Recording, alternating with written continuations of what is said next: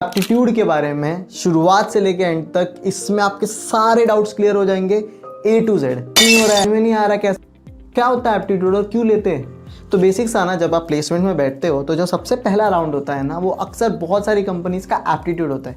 ये mathematical problems होती है, जैसे ट्रेन प्रॉब्लम हो गई, टाइम एंड वर्क हो गई, ब्लड रिलेशन हो गया, इंग्लिश प्रॉब्लम्स हो गई। इसमें क्या होता है, इसमें मैथ्स प्रॉब्लम आती है कि कितने कम टाइम में आप कितना मैथमेटिकल सॉल्व कर पाते हो। तो यार हाँ, ये समझ में आ गया। अभी क्यों चलिए इसलिए लिया जाता है, समझो कंपनी से 2 लोग आए और 600 लोग आए अप्लाई कर रहे, तो अब ये 2 लोग 600 लोग का तो इंटरव्यू नहीं ले पाएंगे ना। तो एप्टीट्यूड टेस्ट लेते हैं, 600 लोगों का एप्टीट्यूड टेस्ट लेते हैं और देखते हैं कि कम टाइम में कितना फास्ट लोग ज़्यादा प्रॉब्लम सॉल्व कर पा रहे हैं, मैथमेटिकल प्रॉब्लम सॉल्व कर पा रहे हैं और मिस्टेक नहीं कर रहे। तो उनको लगता है कि हाँ यार, अगर ये लोग कर पा रहे हैं, जो क्रैक कर पा रहा है वो स्मार्ट है, जो नहीं कर पा रहा है वो उतना स्मार्ट नहीं है, तो फिल्टर हो जाते हैं यार। तो 600 में से सिर्फ 40-50 लोग ही अच्छा खासा क्रैक कर पाते हैं और उनके इंटरव्यू लिए जाते हैं। तो ये फंडा क्लियर हो गया कि एप्टीट्यूड लेते क्या है, क्यों लेते हैं भाई, समझा क्या? फिल्टर आउट करने के लिए, सबका इंटरव्यू नहीं ले सकते इसलिए एप्टीट्यूड लिया जाता है। ओके, इसमें 3 सेक्शंस होते हैं, क्वांटिटेटिव, वर्बल और रीजनिंग। क्वांटिटेटिव मतलब ट्रेन प्रॉब्लम हो गया, टाइम एंड वर्क हो गया, एलिगेशन मिक्सचर्स हो गया, मतलब अलग अलग मैथमेटिकल चीज़ें, प्रॉफिट एंड लॉस हो गया, सिंपल इंटरेस्ट हो गया। वर्बल में अपना इंग्लिश ग्रामर आता है भाई, समझ रहे हो क्या? अरेंज कर दो, इंपॉर्टेंट चीज़ें निकाल दो, फिल इन द ब्लैंक्स कर दो, उस तरह से अपने को वर्बल आता है। अब आ जाता है रीजनिंग। रीजनिंग में आ जाता है ब्लड रिलेशन हो गया और इसी के साथ साथ डायरेक्शंस हो गए, कैलेंडर हो गया, क्लॉक्स प्रॉब्लम हो गए। तो जो क्वांट्स और रीजनिंग है ये मैथमेटिकल है और वर्बल ग्रामर है, इन दोनों का कॉम्बिनेशन होता है अपना एप्टीट्यूड। इतना क्लियर है? हाँ सुमेर भाई, अब एप्टीट्यूड समझ गया। अब आगे बढ़ते हैं कि सबसे पहले मैं आपको बताना चाहता हूँ मिस्टेक्स, कि लोग एप्टीट्यूड क्यों नहीं क्रैक कर पाते। जो सबसे पहली मिस्टेक है ना, क्योंकि काफ़ी लोग इंजीनियर्स होते हैं या फिर आप कोई भी बैकग्राउंड से हो, लोग ना ओवर कॉन्फिडेंट होते हैं कि अरे हाँ 8वीं 10वीं का तो मैथ्स है, अपन तो कूल है ना भाई, अपन तो कर लेगा।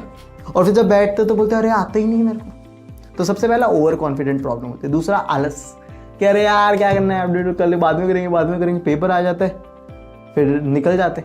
चाहे आपको कोडिंग या फिर इंटरव्यू के लिए बहुत तैयार हो, पर एप्टीट्यूड में निकल गए तो क्या फ़ायदा।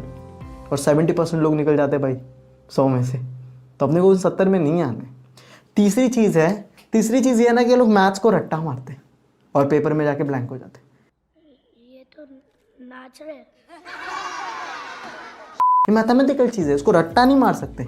चौथी चीज़ है कि एकदम डिटेलिंग में ही घुस जाते हैं। भाई ये एप्टीट्यूड है, ये तेरे को ज़िंदगी भर आगे काम नहीं आने वाला। तू जहाँ काम करेगा उसमें एप्टीट्यूड नहीं पूछने वाले, तो इतना डिटेलिंग में भी मत पड़ के एकदम रेफरेंस लुक नहीं भैया, उतना काम का नहीं है एप्टीट्यूड। अपने को एक टू द पॉइंट पढ़ना है, टू द पॉइंट तरीके से पढ़ना है कि आप कम टाइम में उसको निपटा दो, और इतना ही पढ़ना है कि क्रैक कर पाए एकदम डिटेलिंग में। अपन कोई गवर्नमेंट एग्जाम की तैयारी थोड़ी कर रहे हैं यार, हमें सिर्फ प्लेसमेंट क्रैक करनी है। तो लोग अपने 6 महीने 8 महीने एप्टीट्यूड में डाल देते, और फिर चलो एप्टीट्यूड निकल गया, फिर क्या करोगे, कोडिंग आती ही नहीं। तो एप्टीट्यूड को कितना टाइम देना है वो ज़्यादा ज़रूरी है, कैसे पढ़ना है वो जानना बहुत ज़रूरी है। लोग नहीं जानते और मिस्टेक करते। कैसे तैयारी करें इसकी, कितना टाइम दें। तो बेसिक से अगर मैं सबसे पहले आ जाता हूँ, टाइम की बात करता हूँ कि आपको 1.5 से 2 महीने में आप एप्टीट्यूड आराम से तैयारी कर सकते हो।